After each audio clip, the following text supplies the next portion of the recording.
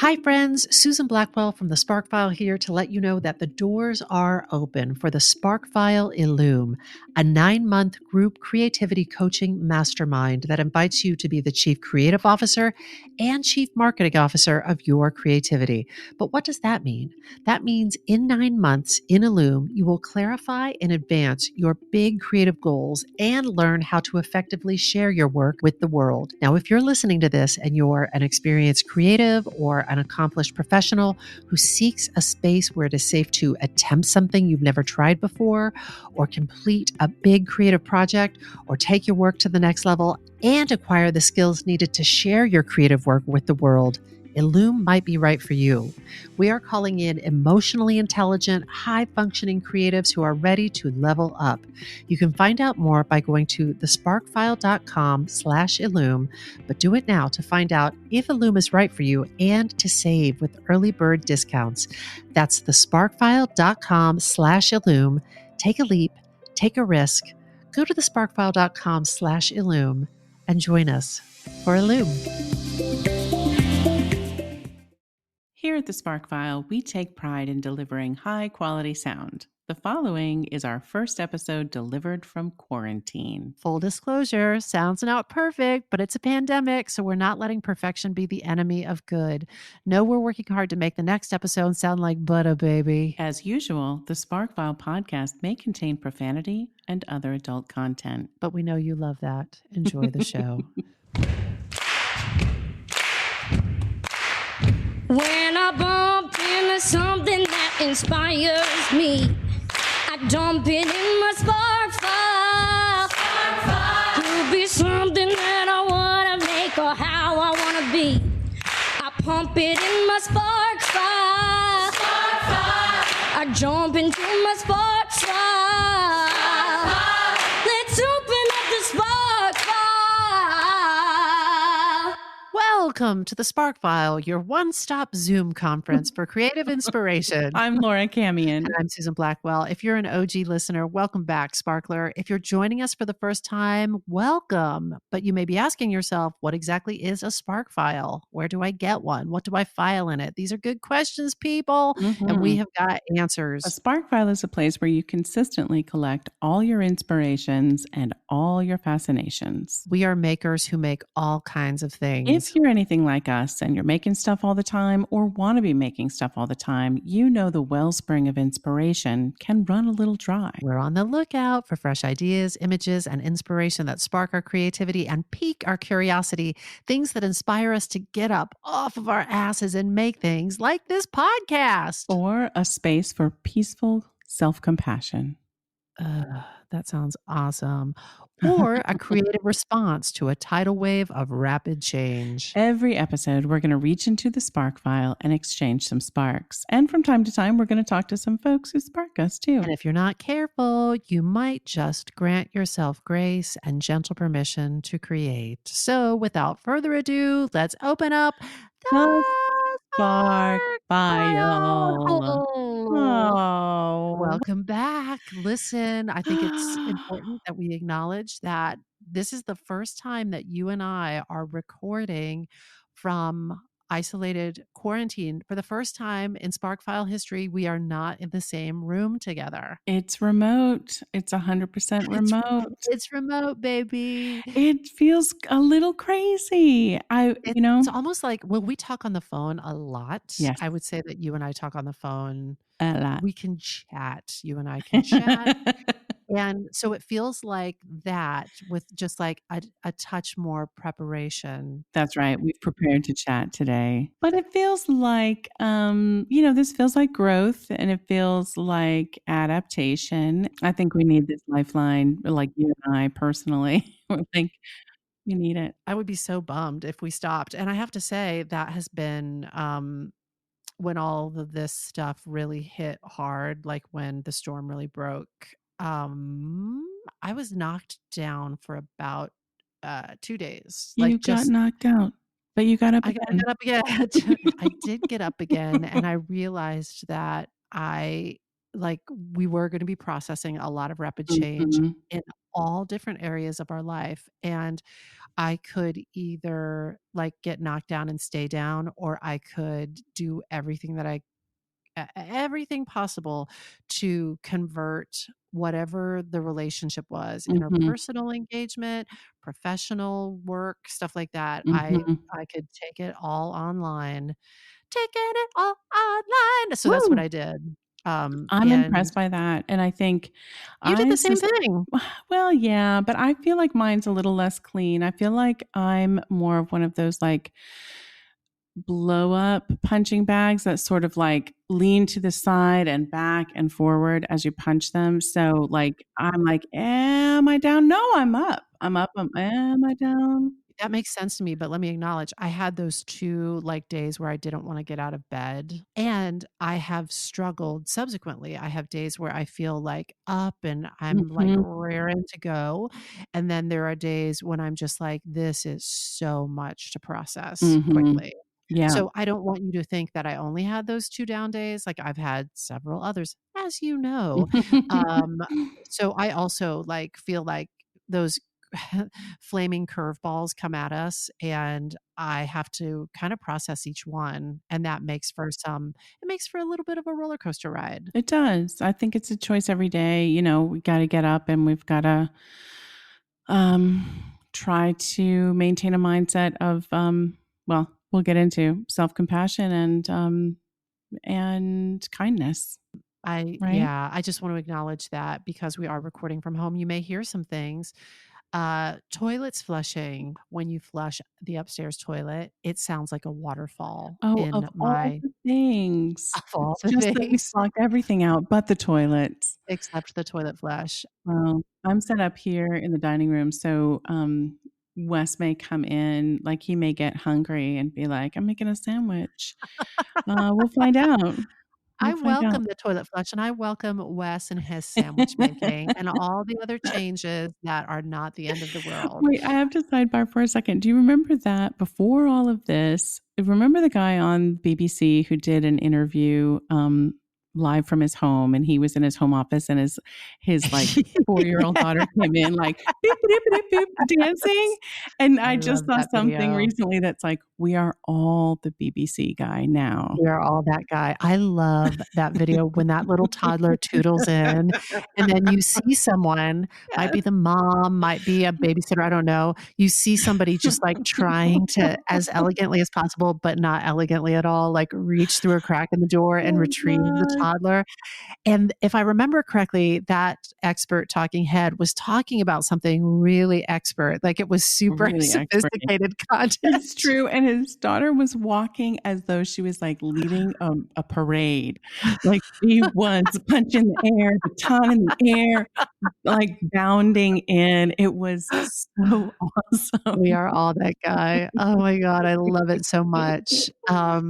There was that remember well, we don't have to get into it, but I think the New York Ti Hunter Bell was telling me hi, Hunter Bell. Hi, Hunter Hunter. Bell was telling me that the New York Times I've really tried to be very thoughtful about how much news I take in Yeah, and what sources, yeah. otherwise I have the next day will be like a dark day. Mhm. Um, so I try to stay informed about what the rules of engagement are and like the real high level headlines, and then I try not to make Okay. myself insane. But Hunter was telling me that the New York Times, now this was some days back, which is the equivalent of some years back, Oh my put god. out an article about like do's and don'ts for online conferencing, and it was like and people were like, "Boo, New York Times, leave the fucking room. We're Oh, all just trying to no. make it through the day. Oh, no. You gotta go fuck yourself." You have no idea. Old In any rules do not event, apply. as we were saying, and as the rest of the world knows, this has been a lot to process. We've all been required to process. We're just giggling. It's stress. I'm going to be Stress. honest. It's just, we're just releasing stress. But we've been required to process a lot of rapid change. Yeah. For some people, a lot of loss and Mhm. it's been a real paradigm shift in our Yeah. lives. It's such an understatement. I feel sometimes like anything that want to say feels so small and inadequate to capture what everyone is experiencing. Yes, we lead a weekly accountability group, and you said something that was so early on, so spot on. You said, "This is not a sprint, it's a marathon, and everybody is at a different moment in this what's going to be months and months long We've marathon." So had somebody may be really staggered start struggling. times, Yes, totally staggered staggered start start time times. marathon. That's exactly it. And so I may be on the struggle bus that day, and you may have got your seventh wind, Yeah. and or somebody else may have be like running the marathon and found out that somebody they love is endangered or they've lost somebody that they've loved. And so that whole quote about be kind, everyone you know is fighting a battle. I don't think we've ever been more aware of that Yeah. globally as we are right now. And it's so important to remember because it feels as though like we are all in this together. And that is true. But what is also true is that we staggered our start times and We staggered our start times, and we were I think early on people were saying, "Oh, this pandemic is the great equalizer," and it's not. There are people that are much more susceptible to this, either because of like pre-existing conditions or they're immunocompromised, or frankly, they're people of color. And there's a number of factors that are contributing to the fact that this is not the great equalizer. So, I mean, economics. So yes, economically, what people are experiencing is vastly different as well. yeah. Um, Ugh. I don't know about you, but I have experienced a lot of very macro fears, like big fears for people around the world, fear of catastrophic loss of life, fear of the impact on the global economy. And then there's this like, it's sort of like if you look at a bullseye, that there's those different concentric circles. Yeah.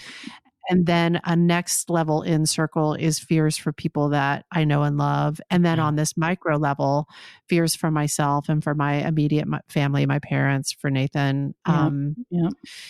And fears about how we'd stay safe and healthy and how we're going to make sure we have food to eat and money to pay the mortgage and all of that stuff. But I realized something after that first wave of fear hit that knocked me down for a couple of days. I realized that most all of those fears for the time being are future fears. That's right. They're which I can certainly, I can consider them and plan for them. But when I bring myself back to the present moment, I do find that I'm okay. Yeah. And like in this moment, Yep. and then this one, and then I guess this one too, I'm like, oh, I'm okay. And I'm actually filled with gratitude that I'm safe and healthy and I'm well in this moment. Yeah, So that's right. that is something that has been on my mind. I think that's a real key, is not letting our thoughts get so far ahead of us down the road. Yeah, I agree with you. Regarding the Spark file, I think we've both agreed we certainly don't want to pretend that the pandemic isn't happening, but we're also pretty sure that you all have plenty of sources for information about the impact of COVID-19. So we don't need to be your source for up-to-date information on the nobody pandemic. wants that. Nobody wants that.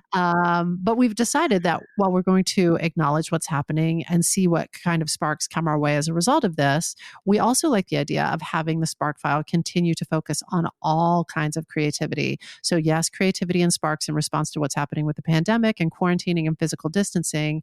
But as we move forward, also sparks completely unrelated to all of that, which may feel a little escapist, but Right. we're granting ourselves that permission because we all get to navigate these uncharted waters in the healthiest way possible for us. So That's yes to right. staying informed. Yes to processing all the rapid change, and yes to grieving our losses as they come, and yes to pandemic-related sparks. Yeah, and I think yes to but go getting ahead. curious in this time, it Yes. may, it could be escapist, but it could also be like, I'm using this time to get curious, and it has brought forth these curiosities that, may not have sprung to mind in the past. And so we'll see. Isn't that surface. interesting? I love that. So it could be sparks that floated by because you were like, oh, this wasn't top of mind before this, but now it is top of mind. We're going to choose whatever brings us joy and delight. That's right. That being said, this week I'm leaning in. Okay. Our Spark is all about pandemic creativity. Woo-hoo! In response to all of this, oh my gosh, there are so many things, more things in just this little period of a few weeks than we could cover in the entire run of the Spark File. So I just chose a few. Oh, I can't wait to hear. And I feel like, I don't know. We'll see. You may have heard of these things. They may be fresh sparks for you, but my spark sources include wussimag.com, an article on essence.com by Kiara Boone, an article on laist.com by Mike Rowe, an article on businessinsider.com by Caitlin Wang, and a piece by news channel WRBL.com out of Columbus, Georgia. Shout out our friend Austin Sargent, who helped me source so many of these We sparks. love you, Austin. I'm very thankful because there were so many to choose from. I was like, send help. And Austin came to my rescue. So thanks, Austin. So this first pandemic spark of creativity was actually sparked by your recent spark about trees, baby What? Cams. About sparks. Cams, What? I loved that spark. Oh. And it made me think of a tree spark that I wanted to share with you and you, gentle listeners. This started all the way back in 2013. My friend Suze lives in Jersey in a neighborhood that has all of those. If you can picture it, it's like all those row houses. They're not like brick townhouses. They're like those row houses that have like siding on them. Can you picture that? Yes. Near their place was one of those rectangular dirt beds on the sidewalk where a tree is supposed to grow. Can you picture that? I don't know. They must have a name. Dirt wells, dirt beds. I don't know. But there wasn't a tree there. There was just waist high weeds and people just basically using it as a garbage can and literally a toilet. And it made my friend Suze crazy enraged at her neighbors. Now, I want to be clear, you're not supposed to plant a tree in front of a place that isn't your home or your business. But Suze was like, F this ass. I'm tired of being a victim of this. She dug in, she got into it. She dug into that little dirt bed. She pulled out the weeds. She pulled up trash. She pulled out human waste. No kidding.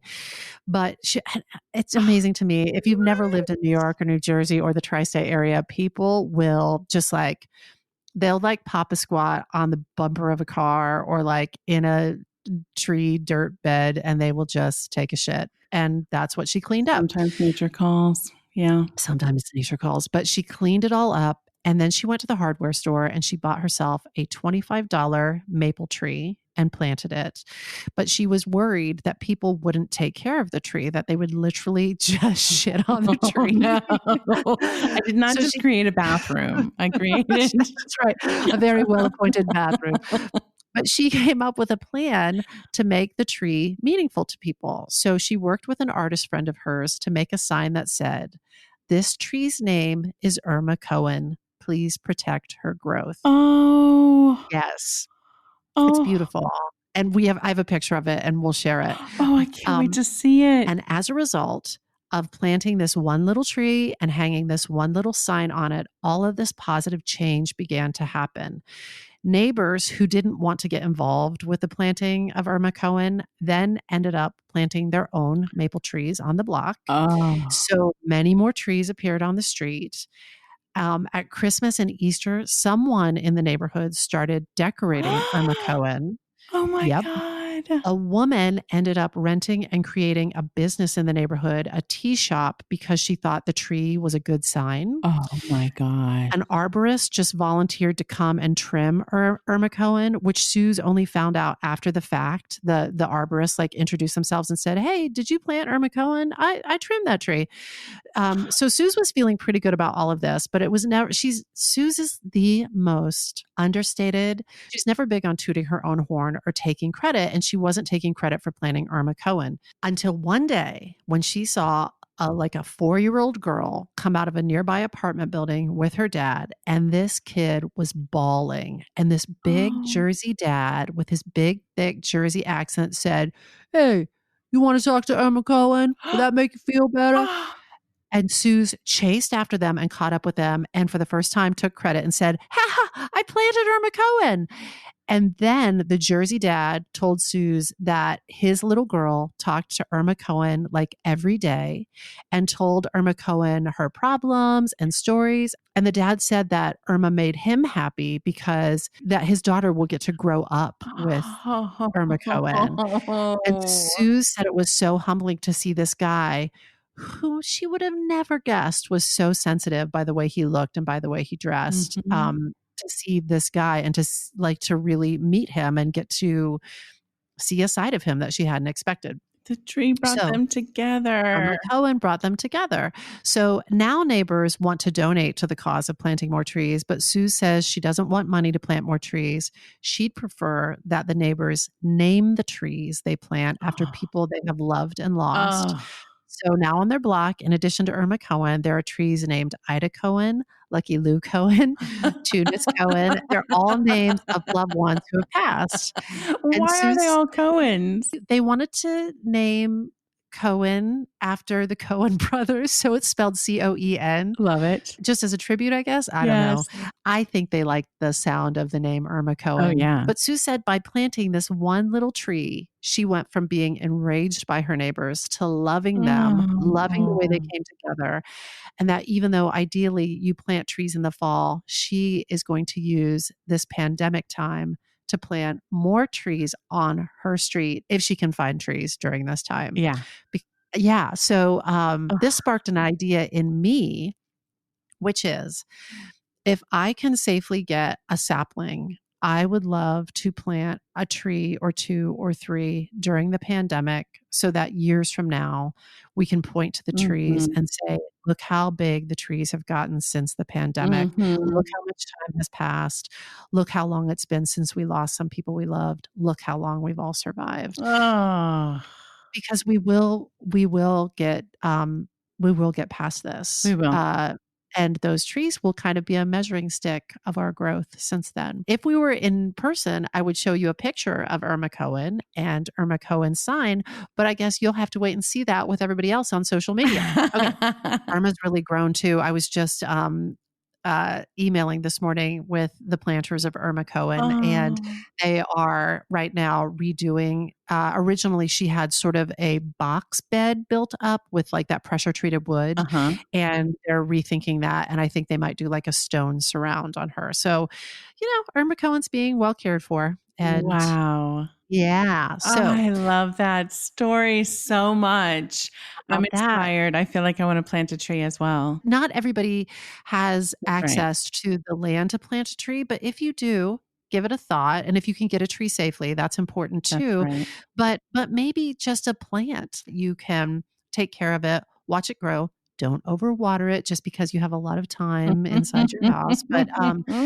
But maybe you could say, look, that's my pandemic plant. Look how much it's grown. Our friend Bryn was leaving town and headed to New Orleans to be with her family. And she left us an orchid. And she was like, I'm really struggling with this orchid. They're really, really tricky. But she said, so she's like, so no pressure because I'm not sure it's doing great anyway, but I do want to leave it with someone. And she's like, you guys can have it. And we were like, well, no, we'll take care of it until you get back. And Wes has been out there every day and feeding it little ice cubes so that the water, it gets watered very gently in a time lapse water. That's right. Time release.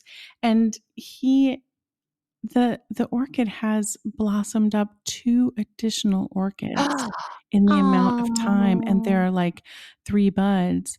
And we came out the other morning and it was like, Papawi, one of those buds overnight, boom, came. Papawi is a word that since you taught it to me on the tree episode, The Secret Life of Trees, I have used about 70 million times. But I have more sparks for you. Oh my gosh, keep them coming. Another friend of mine who is responding to the pandemic with creativity is Simone Policano. Simone played my daughter in an independent feature we did called Augie. Uh-huh. Shout out to director Matt Cain, producer Mark Underhill, and DP Natasha Mullen, Whoop, whoop. my little love bugs who made that film. It was a joyous experience. So in Augie, Richard Kind and I play husband and wife, and Simone Policano plays our daughter, and I love this little nerd bag. So on March 4th, Simone posted on her Facebook page this message. If someone could tell me exactly how scared I should be of coronavirus, that would be great, because let me tell you, Reddit is not so fun. That was Oh. March 4th, which is to say that she, like many of us, were feeling around the edges of this thing and just trying to understand it and wrap our minds around what was headed our way. Now, I want to just paint you a picture of the original spark. Around March 12th, so 8 days later, Simone was walking home from her subway stop in Queens. She passed by her Key Foods market and she saw a lot of elderly people walking in and out. This was on March 12th. To use her words, we weren't in full quarantine times yet, but things weren't looking great. And she almost offered to go in to get their groceries, but she thought approaching strangers might weird people out. So she posted on Facebook on March 12th, 4:33 p.m. Hello. Is there a way for an able-bodied 25-year-old to volunteer to help deliver groceries/supplies to elderly tenants around the city? Does anyone know of something like this? Thank you. So her friend's brother Liam saw that post and called her and was like, let's make this. Let's just get together and get some old people some groceries. So by March 14th, 2 days later, Simone had posted this on her Facebook page. The healthcare workers on the front lines of this whole thing are absolute warriors and inspired me to try to do whatever small part I could to help. 2 days ago, I started asking around to see if any young, healthy people in New York City wanted to help deliver supplies and groceries to the elderly and immunocompromised. And since then, I've been working on making this. InvisibleHandsDeliver.com, free volunteer-based delivery service for those most impacted by and most at risk for severe complications due to COVID-19. There are currently volunteers in many neighborhoods in Manhattan and Brooklyn, in Astoria, and in Jersey City. If you're interested in helping bring supplies to the people who should be staying inside most right now, please fill out the volunteer form on the site. The more people in the database, fancy word for a Google spreadsheet, the more ground we can cover. Please share with friends who might want to volunteer, especially because everything is subject to change. People's travel plans or exposure status could force them to stop volunteering. This thing is changing fast, and we're all just figuring it out as we go. She said, this is a daunting time, but I've watched many small acts of kindness between New Yorkers over the past few days. Everyone thinks New Yorkers are assholes, but we pull it together when it counts. Oh my God, yes. So that was March, what did I say? The 14th? 14th, yep. Yeah. So on April 7th, which as of this recording was like 2 days ago, her partner Liam Elkin posted this. If you're in New York City/Jersey City and you are elderly, immunocompromised, disabled, sick, or can't go outside for any reason, and you need a free delivery of groceries, medicine, etc., go to InvisibleHandsDeliver.org. 3 weeks ago, I thought about the craziness of the world we were living in. I saw the bravery and heroism of our nurses, doctors, medical workers, and public transportation workers fighting at the front lines of this crisis, risking their lives to help out those most in need. Inspired, I wished I could do something good with all the time I had on my frequently washed hands. That's when I saw Simone Policano recruiting volunteers to help those most in need by delivering groceries, prescriptions, and other necessities. I reached out and we put up a website and a flyer. Immediately, people started getting involved. Community organizers, activists, lawyers, business people, PR people, all of them asking how they could donate their time. Within days, our flyers had been translated into, translated into over a dozen languages and posted all throughout the city. People reached out from around the country, even from Mexico, Canada, Kenya, Malaysia, Australia, the UK, and more. It has been a stunning reminder that when the world is pulling us apart, we come together. And by pulling together, we pull through. Over these last few days, over 10,000 volunteers have joined Invisible Hands. The financial outpouring of support, they've raised almost $60,000 to date, has helped us start a subsidy program to help out those hit hardest by the economic shock of this disease. People have reached out, educating me on how to make our organization even more accessible to people who have been left out of this conversation. We're working on getting the software to a place where we can expand nationally and Oh, potentially even internationally oh, oh, to maximize our ability to serve our neighbors. This all started with a Google spreadsheet of volunteers grouped by neighborhood whom Simone would text personally. All of this started with that one spark of call her out. saying, I have friends who are doing this, Suze. I didn't even know that your friend created it. yes, yes. Unbelievable. It is amazing. When I talked to Simone, now this has been like 5 nights ago. So this number has changed now, but at that time they had done over 1,400 Oh deliveries. my God. And she's doing all of this from her apartment in Queens where she is alone with her cat. Oh gosh. I know. Oh my I when I spoke God. to her a few nights back, she said it's not hyperbole to say that she is more physically exhausted than she has Mm. ever been. She has had to set alarms to remind herself to drink water and to eat, but she said her spirit is so full.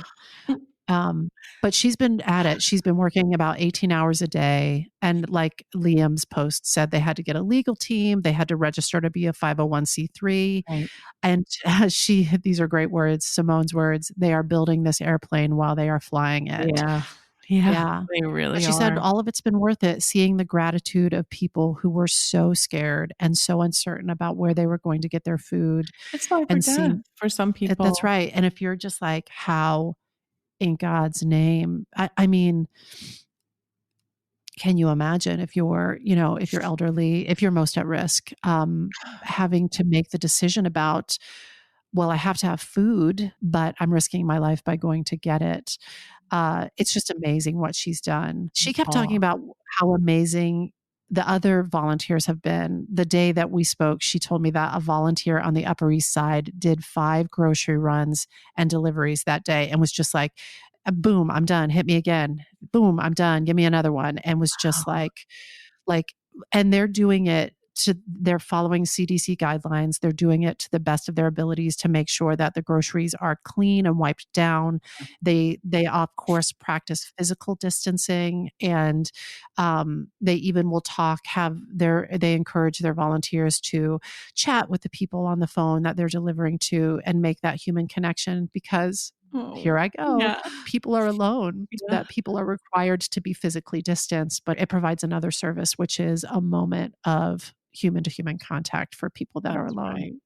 Because you Yeah. may have to drop the groceries without seeing or talking to them in person, but you Yeah, can you might talk to talk them on through the a door, phone. you might Yeah. talk down a hallway, like Yeah. you might leave the groceries at the top of a Yeah. stairwell, but not, and people there are funny stories about people wanting to invite the volunteers in for like a tea, and they're just like, "I think that'd be a bad idea, but we can talk from this distance."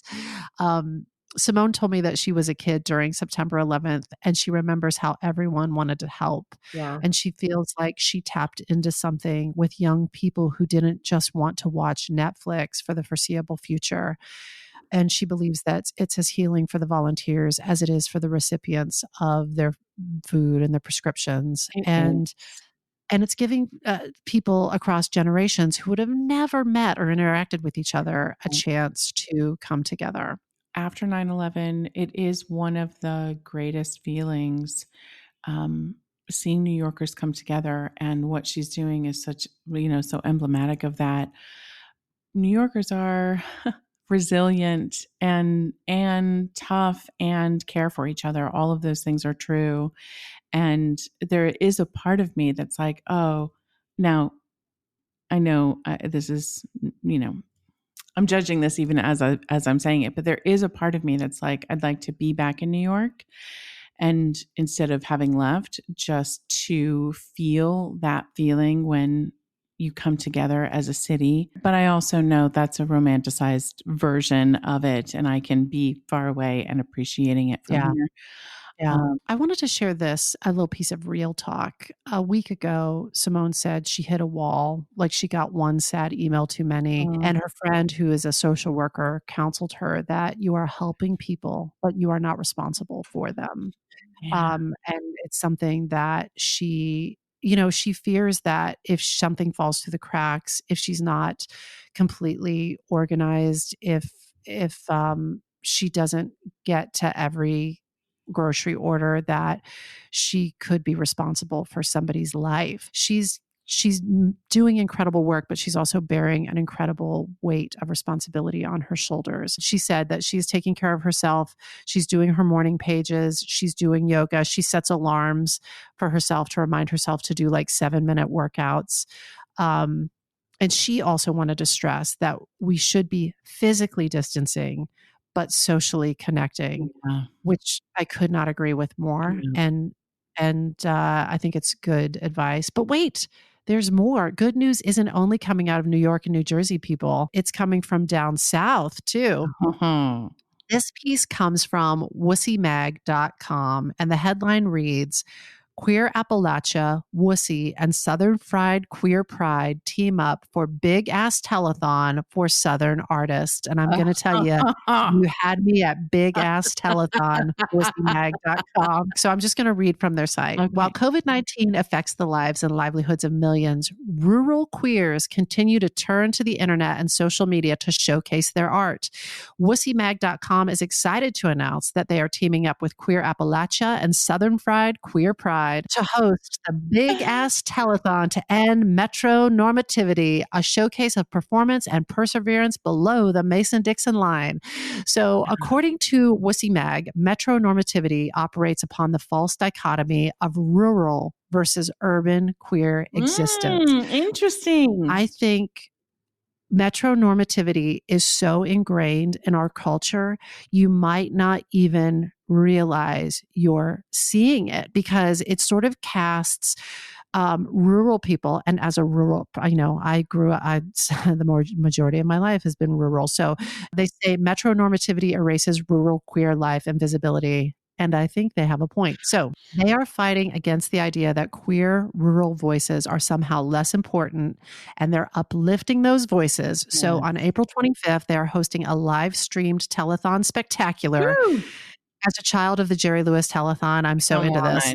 So it's going to good. feature drag artists, musicians, comedians, dancers, and more. And this event will be used to raise money for the newly formed Appalachian Southern Queer Artist Fund, an emergency fund set up to monetarily support the featured artists, not just during the pandemic, but further and beyond in the form of micro grants. And they are asking artists and creatives to submit a video of new work, baby. We don't want that old work. We want that good new work. Their website states, we believe that all art and expressions of creativity are valid. Whoop-woo! Yes, wussimag.com. We are committed to inclusivity and diversity and strongly encourage artists and performers from all backgrounds to apply. Yes. Artists will be able to accept tips through their Venmo/PayPal accounts during the telethon as well.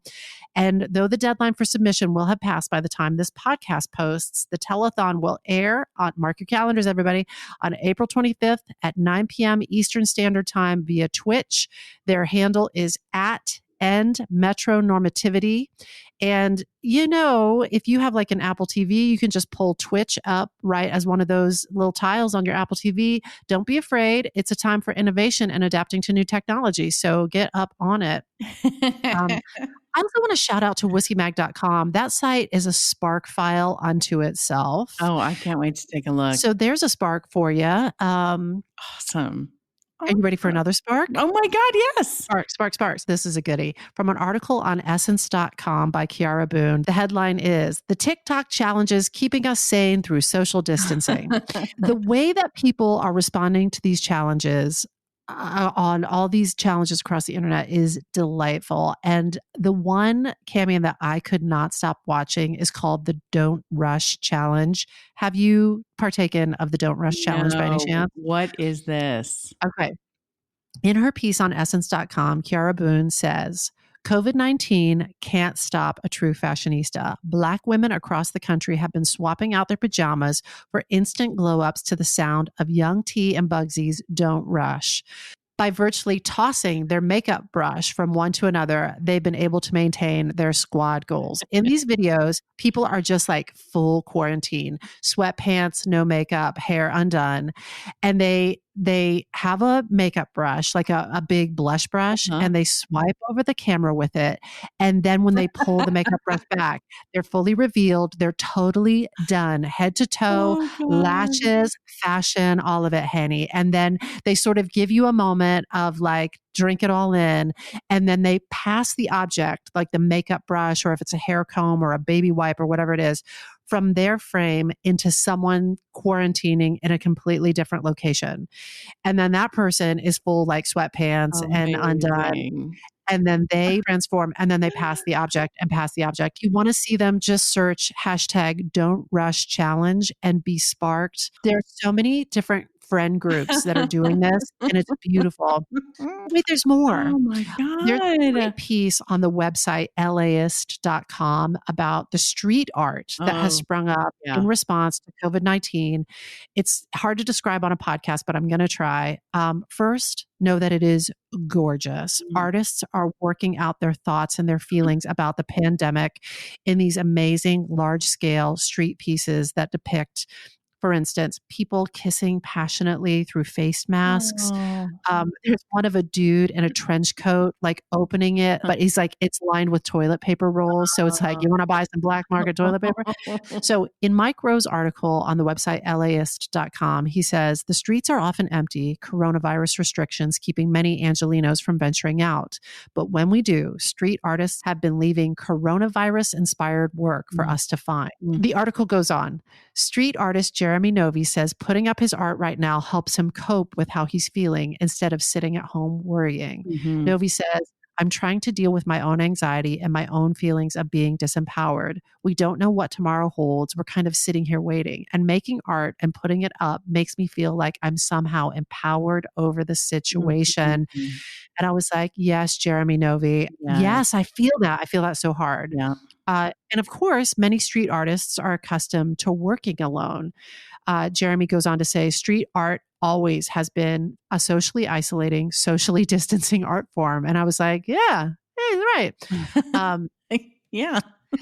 Another artist goes on to say that sometimes street art is also about taking advantage of an opportunity with fewer people out at night. Street artist Cat Donuts, whose tag name I love, Cat Donuts, doesn't worry much about getting caught. She says, right now, literally, I could probably do a whole piece in 15 minutes and nothing would happen. There's actually really no police patrolling except maybe one or two. And to that, I say, way to make the best of quiet times on the street artists. No Just kidding. leaving something beautiful and thought-provoking for us to enjoy when we get to be out and about again. It's going to be really cool to be able to walk the streets and see. There's some specific places in mind that I know, where work often goes up. The gallery is going to open as soon as we can get back out. And the last spark I offer for folks who have kids. It comes from WRBL.com in Columbus, Georgia. And it's about a mom who was looking for a way to entertain her little girl during the quarantine. The piece acknowledged that it's not easy with kids asking questions and trying to understand what the hell is going on during this outbreak.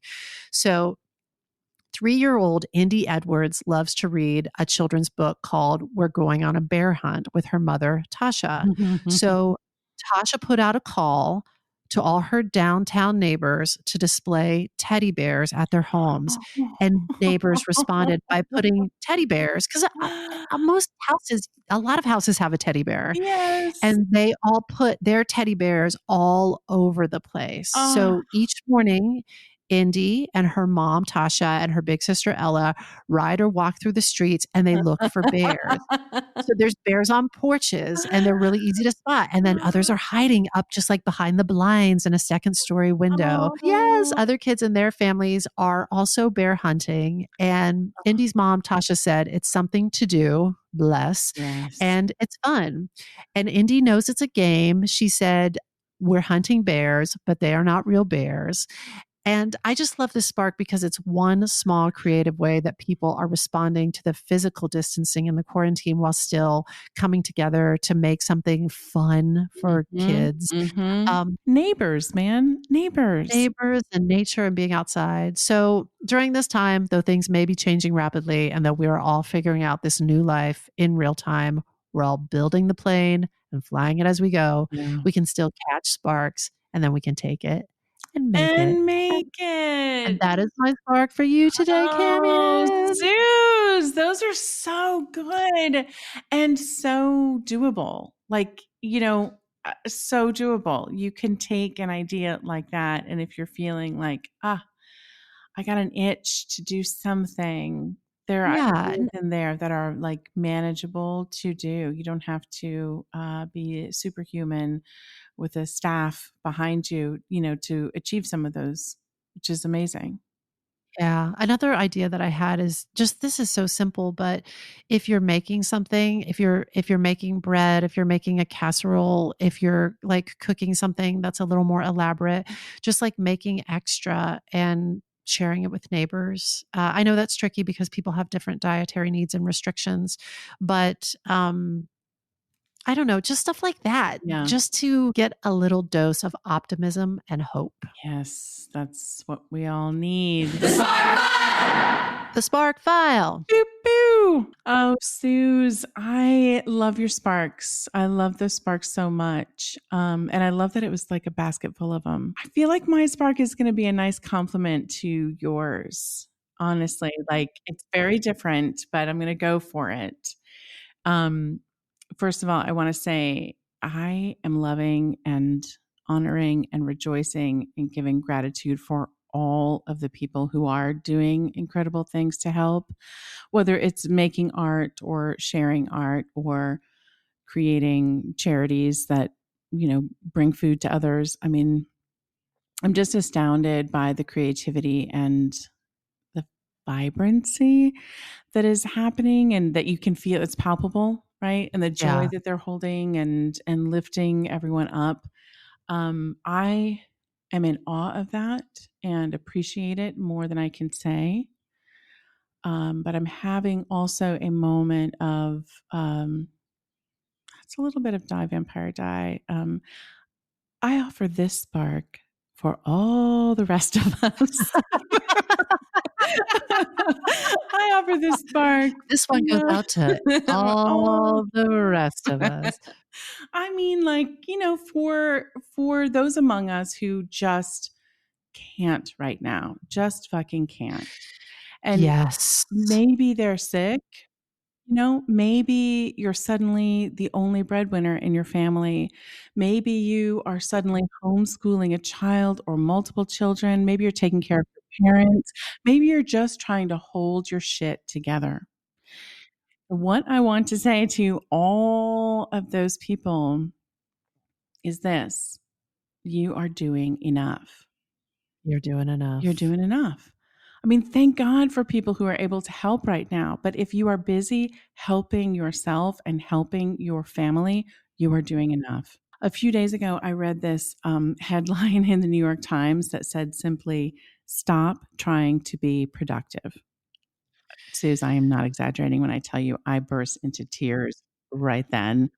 I was like, but being productive is holding me together. I lost it. I really lost it. And I fully recognize the need to help each other and to find our way through this, like as gracefully as possible. But there are other moments when I feel like there is an absurdity sometimes about this go, go, go mentality right now. Like when every single business that I get an email from, it's obvious like they're trying to find the opportunity in this. And individuals are fearing that they're going to be left behind if they don't learn to master everything, all this new stuff instantly. And artists are fearing that they, have to be seen right now or make a ton of new art with all of this supposed downtime, which, not everyone is feeling downtime. Or I have no downtime. Right? Do you have downtime? I don't have any downtime. I don't. Girl, I have no downtime. I don't. And I try to remind myself when I hear of like people experiencing boredom, I'm like, okay, and that's their reality. We had staggered start times. But then there's content creators out there who are certain that like there's this short window of time when people will feel an absence of content, and then they're going to get tired of too much content. And if you don't get shit out there, that you will have missed that window of opportunity. It's a lot. It's a lot, I feel. And this New York Times article, it was by Taylor Lorenz, and Thank you, Taylor. Thank you, Taylor. Thank you. It essentially laid out this pressure that many people are feeling to like any of the things I just mentioned, or organize their whole house, Marie Kondo everything, get in the best shape of their lives, or write the next King Lear, or discover the theory of relativity while they're social distancing. It's kind of insane. And actually, while we're on that subject, I would love to unpack the Shakespeare wrote King Lear during the self-quarantine. You actually helped me with this because I fell prey to that meme where I was like, oh God, must be doing more. And you were like, girl, that is not historically factual. Listen, just settle down and take a nap. There's more to this story. The thing is that I think is important to remember is that from the moment that Shakespeare was born, he was surrounded by the plague. Literally everything he did in his life was done while the plague was ravaging Europe. So as a baby, he was really lucky that he didn't get it. His little village, the Stratford upon Avon, was torn up by an outbreak of the plague the summer of 1564. Just a couple months after he was born, the town lost like up to a quarter of their population. These historical facts that you try to share with me and I try to receive become so much more understandable and readily digestible. Oh, good. Because of our context. Oh, not good. Like we understand, well, no, in a way it expands my empathy. I understand things like wartime, the Great Depression, plague time in ways that I was just like, oh yeah, those history facts, sure. Hashtag history fact. And now it feels much more real when you say a quarter of the village was lost. Yeah. That shit's really real. It's feeling really now. real. And it was woven throughout their lives. Like there wasn't a moment when everyone was like, okay, we're done with the plague. Now we're getting back to normal. As he grew up, he became a teen. And then beyond that, as he became a professional actor and a playwright, and eventually he was a shareholder in a London theater company, the plague was an ongoing threat to their livelihood. Like, wow. At that time, no one knew what caused the plague or how it spread. And every time there was a little outbreak, the first thing that would happen is that public gatherings would be canceled.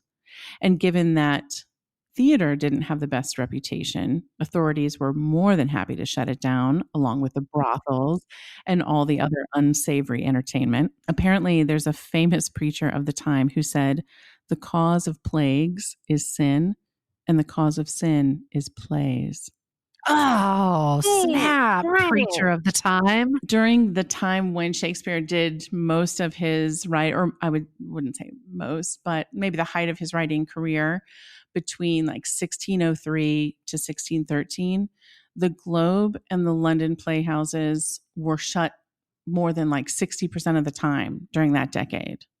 So wow. That 10-year period, they were closed for like 78 months on and off. So you can see, like, it wasn't like, oh, he got a couple months in quarantine and came out with King Lear. This was an ongoing, the point of sharing all of this is that the plague was part of his life from day one. And no matter what profession he was in during his lifetime, he would have had to go about it during periods of isolation and quarantine because everyone did. And that's just how they lived. And of course, you can hear the echoes of that reality, like throughout his work in many of his plays and different poems. But also the fact is he had a wife and staff who took care of the homestead and the children so that he could pursue his work. Like staff took care of the animals, someone else cooked the food. He was essentially just working from home. He wasn't someone who like took on a side hustle during a self-quarantine while cooking, cleaning, homeschooling their kids and working their day job from home. Right? He was more like David Geffen, just quarantining on his That's boat. right. David Geffen's going to go on being David Geffen from his boat, and he's going to be fine. So let's like lay off the pressure to write the next King Lear or the next Great Gatsby or the next Hamilton. Listen, if you have it in you and you're able to, please proceed. The world will be better for it. But again, if you are taking care of yourself or others' physical and mental well-being right now, you are doing enough. You're doing enough. I think this is brilliant. And if you catch a spark, I have friends who have caught sparks that are lighting them up, and they are moved by the time sensitivity to make the thing. Yes. Like Simone Policano, I think about Heidi Blickenstaff and Nicholas Rolfing with some work that they're doing, and they are on fire. They are on fire, and they wake up, get to work, and they work all day until they go to bed. But there are other people that are just they're using a lot of their capacity to make sure that they have a safe way to get food, that they make sure that their children are educated, and just also processing all this rapid change, which does eat up an enormous amount of capacity. That's right. And let's also talk about privilege. Like some people may feel on fire with an idea and simply cannot take it on because their job has become more important to the household than it ever was. You know what I mean? It can be a million things, but I think no matter what we're feeling right now, it's clear that self-compassion is something that we're going to need to embrace in order to get through this. Yeah. And I know, you know, Suze, like I sometimes struggle with self-compassion. Like I have this standard in my mind that I think is reasonable for other people, and I'm kind and compassionate towards them. But I have this different, very unrealistic expectation for myself. So I sort of understand the idea conceptually, but it's somehow not okay for me to not be as productive as possible during this pandemic. So I say this for myself as much as anyone else. Like I got to work on the self-compassion in this moment. I read another article this week that was a source of some fantastic perspective on this for me.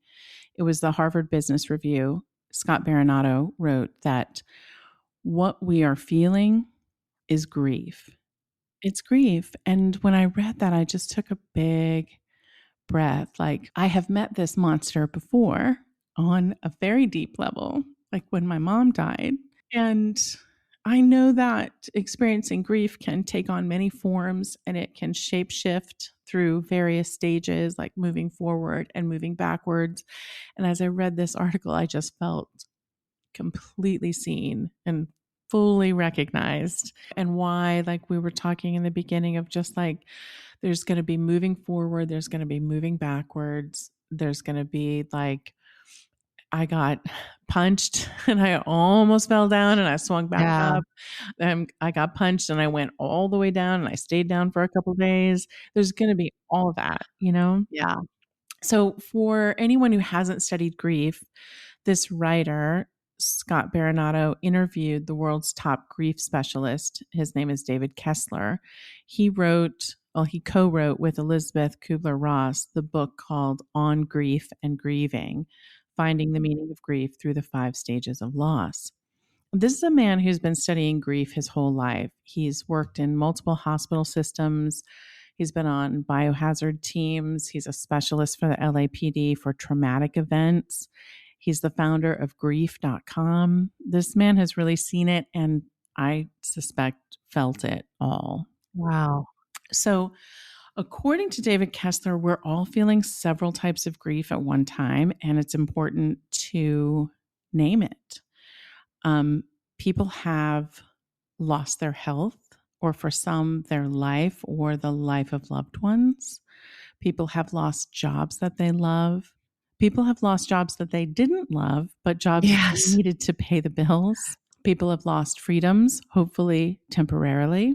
They've lost opportunities for personal and professional growth. Like I can't stop thinking about people who maybe had just taken a leap of faith in their career, Yes. or people who are on the verge of a career change or a big career milestone, and the sense that some of those things got canceled, and trying to hold the momentum of that through this unspecified amount of time. There are people who've lost their vision for the future. I think of students and people who are just about to graduate, whereas like the future might have seemed so clear a few months ago, with a plan in place, but everything is blurry and uncertain now. Like the loss is everywhere. But there is a real power in naming it and allowing yourself to feel it.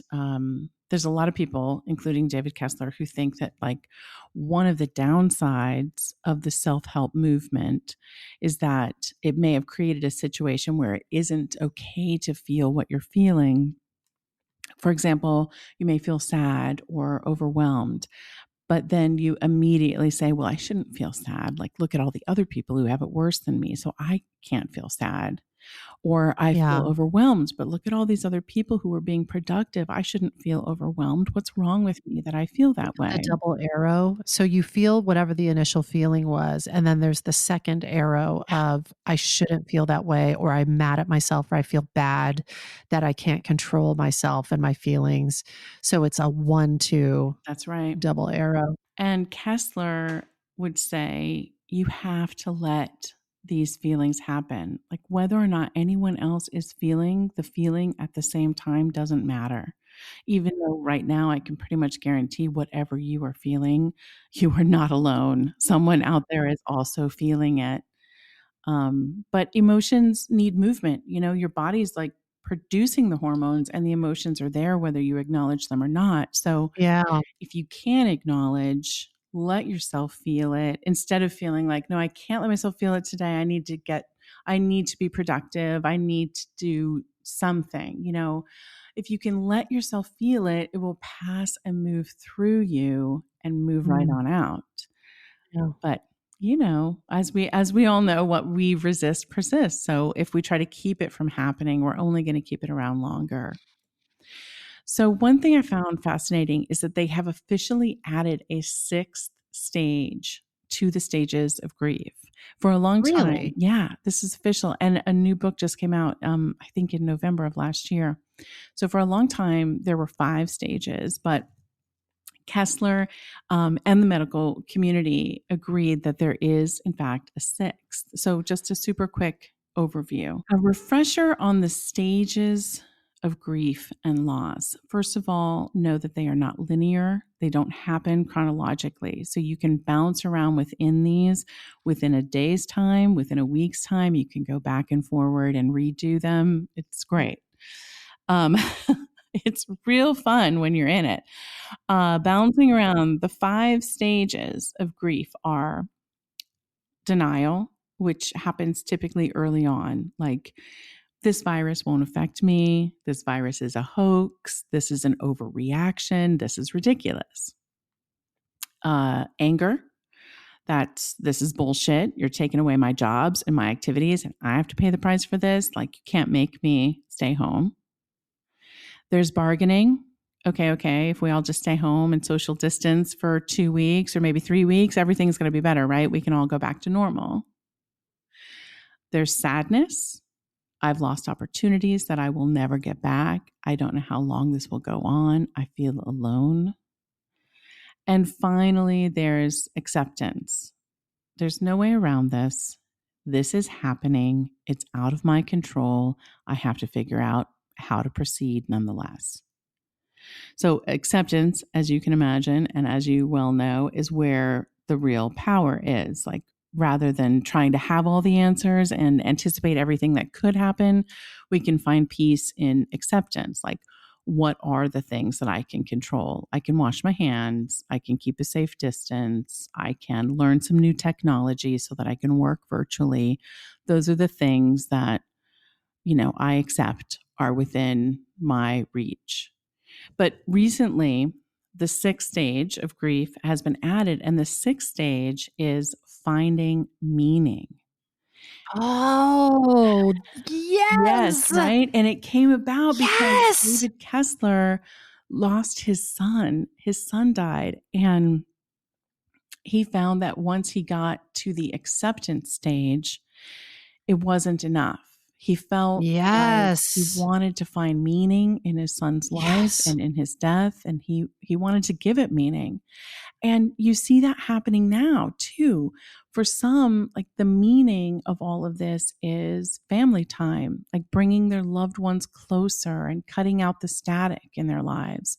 For others, it's being of service. And if they can help other people, then going through this will have been worth it. For Amazing. other people, it's slowing down, it's taking stock of their Oh, priorities this and their is so health. good, Cammy. This is so good. For some people, finding the meaning is perhaps appreciating their bodies more, taking walks and taking care of themselves more gently. Mm. And all of this is true. All of it is valid. And if you're doing any of these things, you are doing enough. When I started to think about our section, you know, we always try to do what do you What make, do we make of it? right? Yeah. A little something different today. When I thought of talking about what do we make of it, I thought of a poem by Emma Zeck. You can find Emma at emmazeck.com. She is a self-described writer, spiritual teacher, mystic, complex trauma survivor, and a recovery coach. Emma wrote this poem that several people that I know shared on social media. My friend Lila Wise shared it, Sarah Bareilles shared it, and many more. Yes. Yeah, I think you're going to recognize it. I think it sums up a really beautiful what do we make of it. So I offer you this. With this open time, you do not have to write the next best-selling novel. You do not have to get into the best shape of your life. You do not have to start that podcast. What you can do instead is observe this pause as an opportunity. The same systems we see crumbling in society are being called to crumble in each of us individually. The systems that taught us we are machines that live to produce and we are disposable if we're not doing so. The systems that taught us monetary gain takes priority over humanity. The systems that create our insecurities and then capitalize off of them. What if we became curious with this free time and had no agenda other than to experience being? What if you created art for the sake of creating? What if you allowed yourself to rest and cry and laugh and play and get curious about whatever arises in you? What if our true purpose is in this space? As if Mother Earth is saying, we can no longer carry on this way. The time is now. I am reminding you who you are. Will you remember? And that is by Emma Zeck. And I'll just leave you with this. If you are following the guidelines to protect the public health, if you are compassionately caring for yourself and others, you are doing enough. You are doing enough. Camion, that is gorgeous. Listen, there's a lot of takes on all of what's happening. How lucky are we to be living at this time and observing all of it? Oh my God. I love you so much. Oh, I want to offer you a Kleenex. You can't. I know. You can't hug me. You can't Kleenex me. Oh, I'm thankful. That's so beautiful. I'm so thankful for all the people who are doing things to make the world a better place right now. And I am thankful for the perspective that it's okay if we're taking care of our little corner of the world, you know? Yeah. That is gorgeous. I feel like I was a thirsty person, and you just gave me a great big glass of water. I'll give you all the water I have. I'll have to edit out just like long crying pauses, but oh my God. It's a really I was doing a online appearance the other night, and they were before we went live, they were like, "How are you doing?" And I was like, uh, it's like I'm on a roller coaster, and there's ups and there's downs, and then there's inversions and loop-de-loos, and simultaneously I'm swimming in gratitude. Yeah. So I am, I guess, Yes. mixing my metaphors and saying I'm swimming on a roller coaster, In and gratitude. never more so than in this moment. Oh, man. Just swimming on a roller coaster.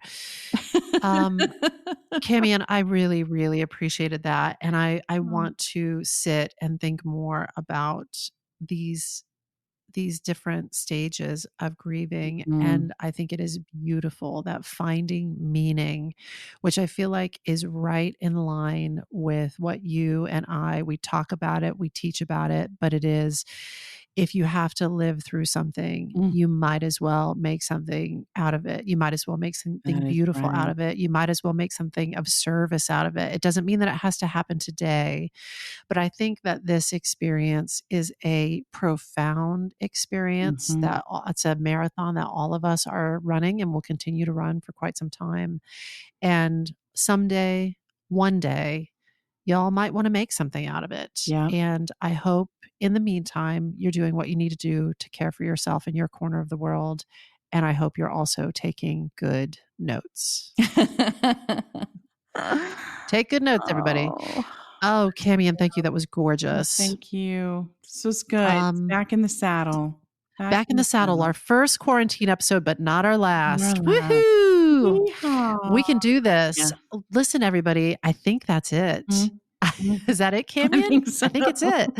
We hope that this put another bunch of sparks in your file. Listen, if there is a spark you'd like us to explore, or if you've taken a spark and fanned it into a creative flame, or if you've caught a spark, you're making something and you're sharing out in the world and you'd like us to signal boost it, won't you email us at thesparkfile@gmail.com or submit it through our website, even better, thesparkfile.com.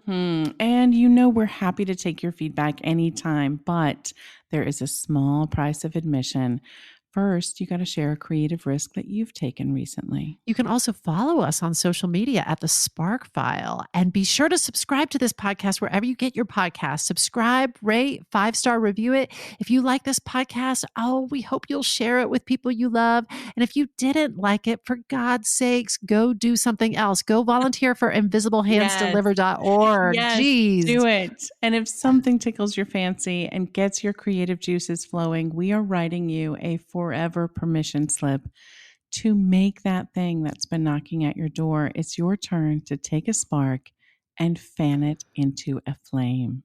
You got to be a creative queen. You got to be the greatest maker that's ever been. You got to sing and write and paint and live even in your quarantine, honey. You gotta take it and make it. When I bump into something that inspires me, I dump it in my spark file.